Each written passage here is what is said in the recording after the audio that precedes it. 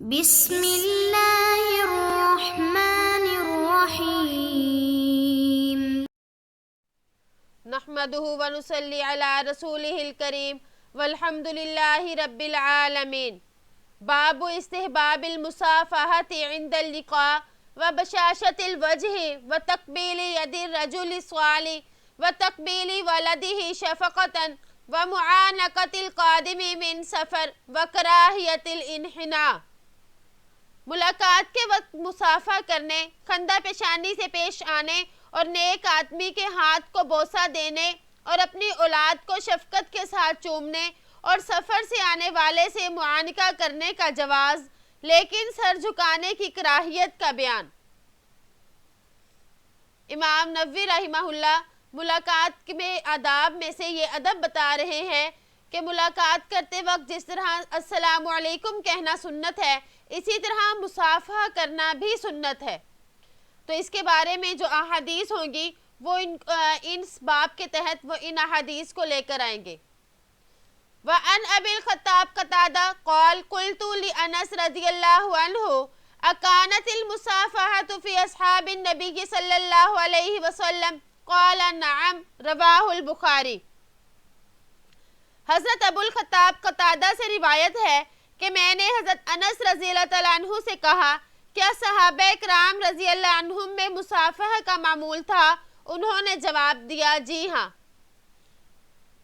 مصافحہ کا مطلب ہے ہاتھ ملانا، تو یہ سنت ہے. اور مصافحہ دو ہاتھوں سے کرنا سنت ہے، ایک ہاتھ سے کرنا اور سنت نہیں بلکہ یہ خلاف سنت ہے. اور فرمایا کہ جب مصافحہ کیا جائے تو پہلے منہ سے اسلام بھی کیا جائے، السلام علیکم کے لفظ بھی بولے جائیں. اکیلا مصافحہ کرنا اور ہاتھ ملاتے رہنا یہ سنت نہیں بلکہ سلام یعنی ساتھ سلامتی کی دعا بھی ہو. وعن انس رضی اللہ عنہ قال لما جاء اہل الیمن قال رسول اللہ صلی اللہ علیہ وسلم قد جاءکم اہل الیمن وهم اول من جاء بالمصافحہ رواہ ابو داود باسناد صحیح. حضرت انس رضی اللہ عنہ سے روایت ہے کہ جب یمن والے آئے تو آپ صلی اللہ علیہ وسلم نے فرمایا تمہارے پاس یمن والے آئے ہیں اور یہ پہلے لوگ ہیں جنہوں نے آ کر مصافحہ کیا. ابو داود نے صحیح سند کے ساتھ اس کو نقل کیا.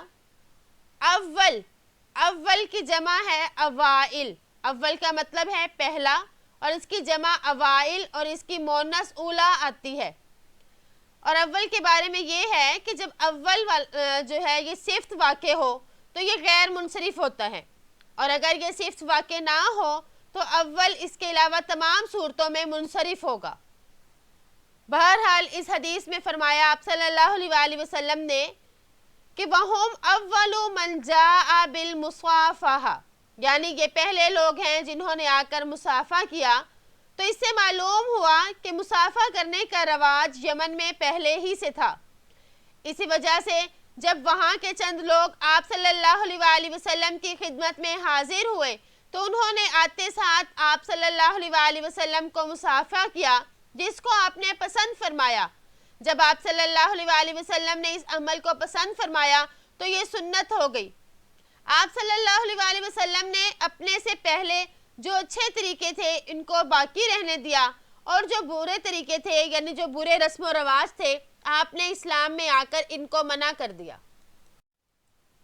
وعن براء رضی اللہ عنہ قال قال رسول اللہ صلی اللہ علیہ وسلم ما من مسلمین یلتقیان فیتصافحان الا غفر لہما قبل ان یتفرقا رواہ ابو داود.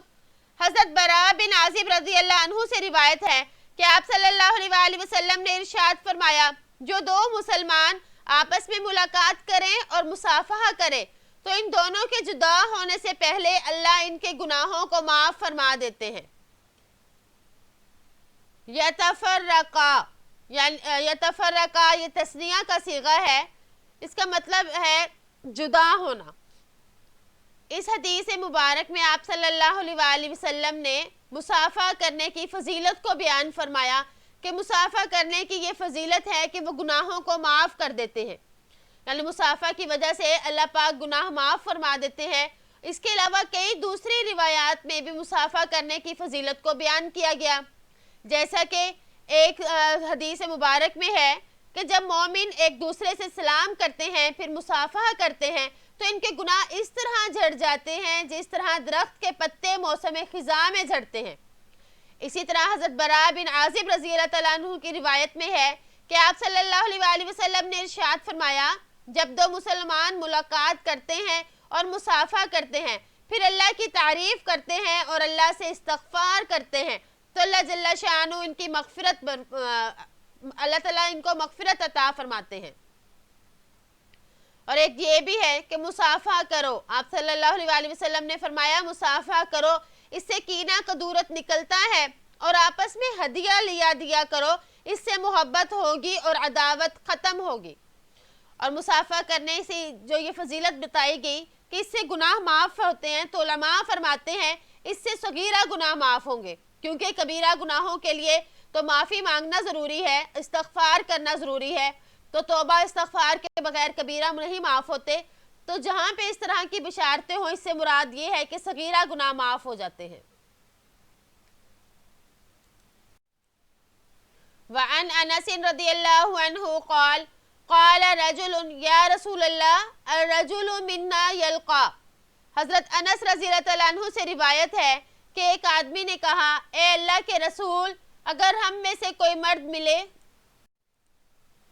اخاہ او صدیقہ اینحنی لہ قال لا، قال افیلتزمہ ویقبل قال لا، قال فیأخذ بیدہ ویصافحہ قال نعم، رواہ الترمذی وقال حدیث حسن۔ ملے اپنے بھائی سے یا اپنے دوست سے تو وہ اس کے لیے سر کو جھکائے؟ آپ صلی اللہ علیہ وآلہ وسلم نے ارشاد فرمایا نہیں۔ اس نے پوچھا کیا پس اس سے لپٹ جائے اور اس کا بوسہ لے؟ آپ صلی اللہ علیہ وآلہ وسلم نے فرمایا نہیں۔ اس نے کہا پس اس کا ہاتھ پکڑے اور اس سے مصافحہ کرے؟ آپ صلی اللہ علیہ وآلہ وسلم نے فرمایا ہاں۔ اس کو ترمذی نے روایت کیا اور فرمایا یہ حدیث حسن ہے۔ اس حدیث میں پوچھا این ہانی، یعنی اس کا مطلب ہے ٹیڑھا ہو جانا یا جھک جانا، یہ باب نصرہ ینصرو سے آتا ہے، تو فرمایا کہ کیا کسی کے سامنے سلام کرتے وقت جھک جائے؟ تو آپ صلی اللہ علیہ وآلہ وسلم نے ارشاد فرمایا نہیں۔ تو اس سے معلوم ہوا کہ سلام کرتے وقت جو بعض لوگوں کا معمول ہے کہ وہ جھک جاتے ہیں تو یہ خلاف سنت ہے، کیونکہ اس طرح سے کرنے سے آپ صلی اللہ علیہ وآلہ وسلم نے منع فرمایا۔ کسی سلام کرتے وقت پیٹھ جو جھکانا ہے علماء فرماتے ہیں کہ یہ مکروہ ہے۔ اور اسی طرح عقائد کے جو عالم ہیں، امام ہیں عقائد کے، شیخ ابو منصور ماتریدی رحمہ اللہ، وہ یہ فرماتے ہیں کہ اگر کوئی شخص کسی کے سامنے زمین بوسی کرے یا اس کے آگے اپنی پیٹھ کو جھکائے تو اس کی وجہ سے کافر تو نہ ہوگا لیکن سخت گناہگار ہوگا، اور اگر عبادت کی نیت سے جھکا تو اس صورت میں تو وہ کافر ہی ہو جائے گا۔ پھر آپ صلی اللہ علیہ وآلہ وسلم نے گلے ملنے اور بوسہ دینے کے بارے میں بھی آپ نے منع فرما دیا۔ تو اس پر یہ سوال پیدا ہوتا ہے کہ کیا گلے ملنا یا بوسہ دینا یہ جائز ہے یا نہیں؟ تو اس میں علماء کے دو قول ہیں۔ امام ابو حنیفہ اور امام محمد کے بارے میں منقول ہے کہ وہ حضرات اس کو مکروہ کہتے ہیں، اور دوسرے حضرات یہ کہتے ہیں کہ یہ جائز ہے۔ تو حضرت امام ابو حنیفہ اور امام محمد اس حدیث سے استدلال کرتے ہیں جس میں آپ صلی اللہ علیہ وآلہ وسلم نے منع فرمایا، اور دوسرے علماء وہ ان احادیث سے استدلال کرتے ہیں جن میں خود نبی کریم صلی اللہ علیہ وآلہ وسلم نے گلے سے لگایا اور بوسہ دیا۔ تو اس اختلاف کو دور کرنے کے لیے امام حضرت شیخ ابو منصور ماتریدی یہ فرماتے ہیں کہ معانقہ اور بوسہ اگر برے خیال اور جنسی جذبات کے ساتھ ہو تو مکروہ ہے، اور اگر صرف اکرام و عزت محبت کے لیے ہو تو پھر یہ جائز ہے۔ اور بعض علماء یہ فرماتے ہیں کہ اس میں جو اختلاف ہے وہ اس صورت میں ہے جب جسم پر کپڑے نہ ہو تو پھر معانقہ یا جو بوسہ لینا یا گلے لگنا یہ جائز نہیں، اور اگر بدن پر کپڑے ہیں تو پھر کوئی اختلاف نہیں، تو بوسہ لینا بھی جائز ہے اور اسی طرح گلے ملنا بھی جائز ہے۔ وعن صفوان بن عسال رضی اللہ عنہ قال قال یہودی لصاحبی اذهب بنا الى هذا النبي فأتيا رسول الله صلى الله عليه وسلم فسألاه عن 9 آيات بينات فذكر الحديث إلى قوله فقبل يده ورجله وقال نشهد أنك نبي رواه الترمذی وغیرہ بأسانید صحیحہ۔ حضرت صفوان بن عسال رضی اللہ عنہ سے روایت ہے کہ ایک یہودی نے اپنے ساتھی سے کہا چلو ہم اس نبی کے پاس چلیں۔ پس وہ دونوں آپ صلی اللہ علیہ وسلم کے پاس آئے اور آپ صلی اللہ علیہ وسلم سے موسیٰ علیہ السلام کے 9 معجزات کے بارے میں پوچھا۔ راوی نے آگے حدیث میں بیان کیا جس میں یہ بھی ہے کہ ان دونوں یہودیوں نے آپ صلی اللہ علیہ وسلم کے ہاتھ اور پیر کو بوسہ دیا اور کہا ہم گواہی دیتے ہیں کہ آپ پیغمبر ہیں۔ اس حدیث کو ترمذی وغیرہ نے صحیح سندوں کے ساتھ روایت کیا۔ اس حدیث میں ہے کہ موسیٰ علیہ السلام کے 9 معجزات کے بارے میں ان یہودیوں نے پوچھا تو آپ صلی اللہ علیہ وسلم نے اس کا جواب دیا۔ وہ دوسری حدیث میں ہے کہ وہ یہ 9 چیزیں یہ تھی۔ نمبر 1 یہ کہ اللہ کے ساتھ کسی کو شریک مت کرو۔ نمبر 2 چوری نہ کرو۔ نمبر 3 زنا نہ کرو۔ نمبر 4 کسی جاندار کو جس کو اللہ نے حرام کیا اس کو قتل نہ کرو مگر حق کے ساتھ۔ نمبر 5 کسی بے گناہ کو بادشاہ کے پاس نہ لے جاؤ کہ وہ اس کو قتل کر دے۔ نمبر 6 جادو نہ کرو۔ نمبر 7 سود نہ کھاؤ۔ نمبر 8 اور کسی بے گناہ عورت پر بہتان نہ لگاؤ۔ نمبر 9 اور شکست کے وقت پیٹ پھیر کر نہ بھاگو۔ اور تمہارے لیے یعنی تم یہودیوں کے لیے ایک بات خاص ہے کہ تم ہفتے کے دن میں تجاوز نہ کرو۔ تو یہ سن کر انہیں یقین آ گیا کہ آپ صلی اللہ علیہ وسلم اللہ کے نبی ہیں، تو انہوں نے آپ کے ہاتھوں کو بھی بوسہ دیا اور آپ کے پاؤں کو بھی بوسہ دیا، جیسے کہ یہاں پر ذکر ہے یدہ ورجلہ۔ حالانکہ پاؤں کا بوسہ دینا تو جائز نہیں، تو ان دونوں یہودیوں نے تو آپ صلی اللہ علیہ وسلم کے پاؤں کو بھی بوسہ دیا، جیسا کہ اس حدیث سے معلوم ہوتا ہے۔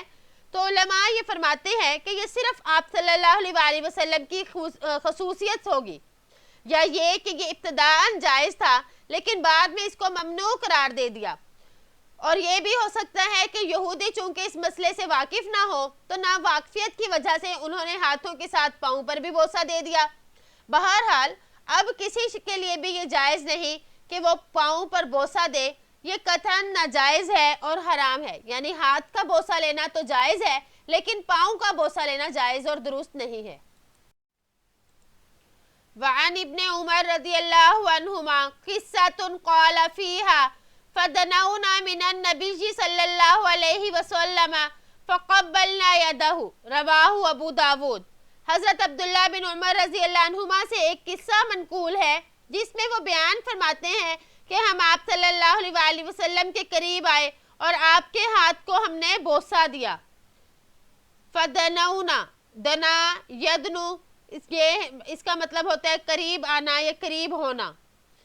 اس حدیث میں حضرت عبداللہ بن عمر رضی اللہ عنہما یہ فرما رہے ہیں کہ ہم آپ صلی اللہ علیہ وسلم کے قریب آئے اور ہم نے آپ کے ہاتھ کو بوسہ دیا۔ تو اس سے معلوم ہوا کہ بوسہ دینا جائز ہے۔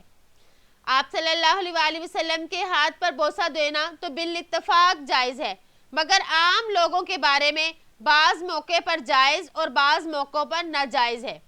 تو اس سلسلے میں بزرگ یہ فرماتے ہیں کہ والد اپنے بچوں یا کسی اور معصوم بچے یعنی شیرخوار بچے کو چومے بوجہ محبت و شفقت کے، اور یہ رخسار پر چومنا ہوتا ہے تو یہ چومنا یا بوسہ دینا جائز ہے۔ اسی طرح والدین کی تعظیم و اکرام کی وجہ سے چومنا، اور یہ چومنا سر پر ہوتا ہے، یہ بھی جائز ہے، اور بیوی کو چومنا جو کہ چہرے اور منہ پر ہوتا ہے یہ بھی جائز ہے۔ اسی طرح شفقت کی وجہ سے بھائی یا دوست کو چومنا اور یہ پیشانی پر ہوتا ہے یہ بھی جائز ہے۔ علماء اور بزرگ یا کسی عادل حاکم کو چومنا اور یہ ہاتھ پر ہوتا ہے یہ بھی جائز ہے۔ اس کے علاوہ اور جو بھی قسم ہو یہ سب ناجائز ہیں۔ علماء نے یہ بھی لکھا کہ اگر کسی آدمی کی خواہش ہو کہ میرے ہاتھوں کو چوما جائے تو ایسے آدمی کے ہاتھ کو چومنا ناجائز ہے، یعنی خود کوئی محبت کی وجہ سے چومے لیکن کسی کے دل میں یہ نہ ہو کہ لوگ میرا اکرام کرے اور میرے ہاتھوں کو بوسہ دے، یہ بات درست نہیں۔ وعن عائشة رضی اللہ عنہا قالت قدم زید بن حارث المدینة ورسول اللہ صلی اللہ علیہ وسلم فی بیتی فأتاه فقرع الباب فقام الیہ النبی صلی اللہ علیہ وسلم یجر ثوبہ فاعتنقه وقبله رواہ ترمذی وقال حدیث حسن۔ حضرت عائشہ رضی اللہ عنہا روایت کرتی ہیں کہ حضرت زید بن حارثہ رضی اللہ عنہ جب مدینہ آئے جبکہ آپ صلی اللہ علیہ وسلم میرے گھر میں تھے، بس زید رضی اللہ عنہ آپ کے پاس آئے اور دروازہ کھٹکھٹایا، بس نبی کریم صلی اللہ علیہ وسلم اپنے کپڑے گھسیٹتے ہوئے ان کی طرف تشریف لے گئے اور ان سے معانقہ کیا اور ان کو پیار کیا۔ اس کو ترمذی نے روایت کیا اور فرمایا یہ حدیث حسن ہے۔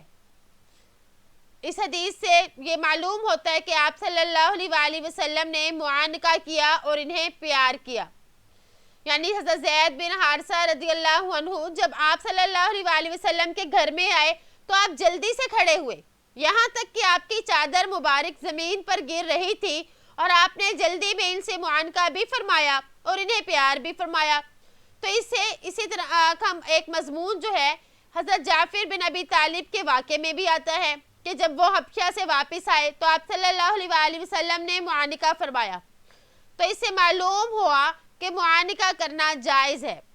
اصل میں معانقہ کہتے ہیں ایک دوسرے کو گردن سے لگانا، جیسے کہ عربوں کی عادت ہے، اگر سینے سے بھی لگایا جائے تو یہ بھی بعض روایات سے ثابت ہے، اور زیادہ تر حدیث میں معانقہ ہی کا لفظ آتا ہے، جیسا کہ اس حدیث میں بھی یہی لفظ وارد ہوا۔ تو علماء یہ فرماتے ہیں کہ جب آدمی سفر وغیرہ سے یعنی کافی دنوں کے بعد آئے تو اس سفر وغیرہ کے بعد جب ملاقات ہو تو معانقہ جائز ہے، اور اگر اس سے کسی برائی میں مبتلا ہونے یا کسی شک و شبہ کے پیدا ہونے کا خوف ہو تو اس صورت میں معانقہ جائز نہیں ہوگا۔ اور پھر فرمایا وقبلہ یعنی بوسہ دیا۔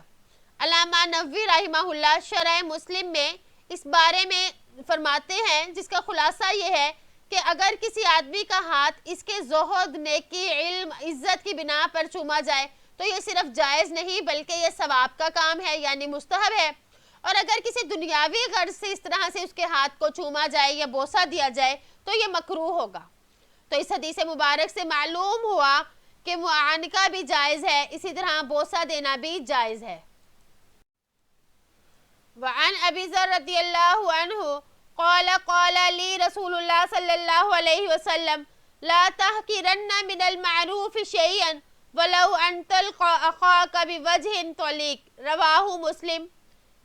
حضرت ابو ذر رضی اللہ عنہ سے روایت ہے کہ مجھ سے آپ صلی اللہ علیہ وسلم نے ارشاد فرمایا کسی بھی بھلائی کو ہرگز حقیر نہ جاننا، اگرچہ وہ اپنے بھائی سے خندہ پیشانی سے ملنا ہی کیوں نہ ہو۔ تو اس حدیث مبارک میں بھی آپس میں ملنے کی فضیلت کو بیان کیا کہ یہ ایک نیکی ہے اور کسی نیکی کے عمل کو بھی کم نہیں سمجھنا چاہیے۔ تو خندہ پیشانی کے ساتھ ملنے کی جو فضیلتیں ہیں وہ کئی دوسری حدیث میں بھی وارد ہوئی، جیسے کہ ایک روایت میں ہے جس کے راوی حضرت عمر فاروق رضی اللہ عنہ ہے کہ آپ صلی اللہ علیہ وسلم نے فرمایا جب دو مسلمان ملاقات کرتے ہیں اور اپنے ساتھی کو سلام کرتے ہیں تو ان میں سب سے زیادہ اللہ تعالیٰ کو وہ محبوب ہے جو اپنے ساتھی سے مسکرا کر مل رہا ہو۔ پھر جب وہ دونوں مصافحہ کرتے ہیں تو ان پر 100 رحمتیں نازل ہوتی ہیں، اور پہل کرنے والے پر 90 اور دوسرے پر 10 رحمتیں نازل ہوتی ہیں۔ تو اس سے بھی معلوم ہوا کہ جب ایک دوسرے سے ملا جائے اور خندہ پیشانی سے یعنی مسکرا کر ملا جائے تو اللہ تعالیٰ کو یہ عادت بہت پسند ہے، اور اللہ تعالیٰ ایسے لوگوں پر اپنی رحمتیں نازل فرماتے ہیں۔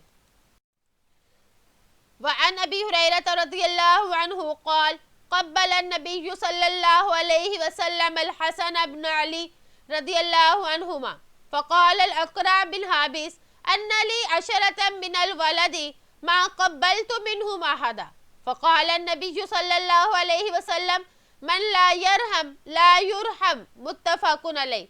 حضرت ابو ہریرہ رضی اللہ عنہ سے روایت ہے کہ نبی کریم صلی اللہ علیہ وسلم نے حضرت حسن بن علی کو بوسہ دیا تو اقرع بن حابس رضی اللہ عنہ نے فرمایا کہ میرے تو 10 بچے ہیں، میں نے تو ان میں سے کسی کا بھی بوسہ نہیں لیا، تو آپ صلی اللہ علیہ وسلم نے ارشاد فرمایا جو رحم نہیں کرتا اس پر بھی رحم نہیں کیا جاتا۔ تو اس حدیث سے معلوم ہو رہا ہے کہ آپ صلی اللہ علیہ وسلم نے حضرت حسن کو بوسہ دیا، یعنی بطور شفقت کے آپ صلی اللہ علیہ وسلم نے ان کو چوما۔ تو جب صحابی نے اس پر حیرت کا اظہار کیا تو آپ نے فرمایا کہ یہ چومنا جو ہے یہ تو شفقت ہے، اور جو اس سے محروم ہوا تو وہ گویا کہ اللہ کی رحمت سے محروم ہوا، کیونکہ جو شخص آپ نے فرمایا کو رحم نہیں کرتا اللہ بھی اس پر رحم نہیں فرماتا۔ جیسے کہ ایک اور حدیث میں ہے کہ تم رحم کرو تم پر رحم کیا جائے گا، تم معاف کرو تمہیں معاف کیا جائے گا۔ تو اس سے معلوم ہوا کہ بچوں کو بطور شفقت کے بوسہ دینا جائز ہے، بلکہ مستحب ہے، یعنی کہ پسندیدہ عمل ہے۔ تو اللہ تعالیٰ سے دعا ہے کہ ہم نے جو پڑھا اللہ تعالیٰ ہمیں اس پر عمل کرنے کی توفیق عطا فرمائے۔ یہاں پہ دیکھیں ملنے کے ہم نے آداب پڑھے کہ جب ملاقات ہو تو آپس میں ہاتھ ملایا جائے، اسی طرح معانقہ کرنا بھی جائز ہے، بوسہ دینا بھی جائز ہے، اور کن صورتوں میں ناجائز ہے وہ بھی ہم نے پڑھا۔ امید ہے کہ آپ کو آج کا سبق سمجھ آ گیا ہوگا۔ السلام علیکم ورحمۃ اللہ وبرکاتہ۔